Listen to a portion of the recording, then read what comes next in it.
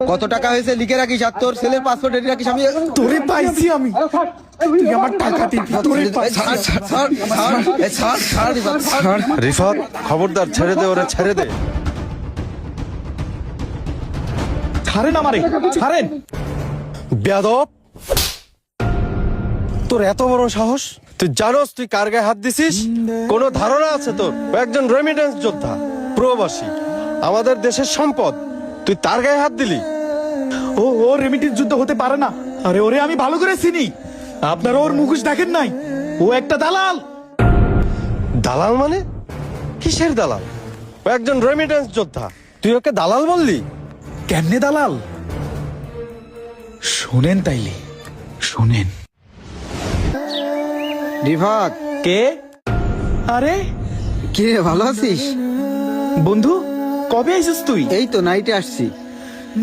একটা ফোন দিতি, এয়ারপোর্টে যাওয়ার কত শখ। আরে মইনুল ভাই, আসসালামু আলাইকুম। ওয়ালাইকুম আসসালাম। আরে মারুফ, কি অবস্থা? আছি ভালো। শোন, মানুষ কত উন্নতি করতেছে, দেখ তোর আশপাশে রহিম চাচার বাড়ি বিল্ডিং হয়েছে, করিম চাচার বাড়ি বিল্ডিং হয়েছে, আর তুই ওই সেই পুরানা ভাঙাচোরা বাড়িতে এখনো আসিস। তোর তো কোনো চিন্তা নেই, আমি আছি, ভরসা করতে পারিস। তুই না গেলে তোর ছোট ভাইকে বলিস, আমি নিয়ে যাব। তোর ছোট ভাই তো আমারও ছোট ভাই নাকি? তোর কোনো উন্নতি নাই, তোর ছোট ভাই কত বড় হয়ে গেছে, তারও তো একটা ভবিষ্যৎ আছে।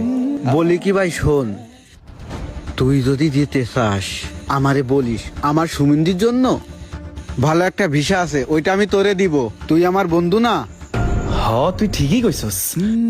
রহিম চাচার পোলা রাজু বিদেশে গিয়া 7-8 মাসের ভিতরে বিল্ডিং করছে।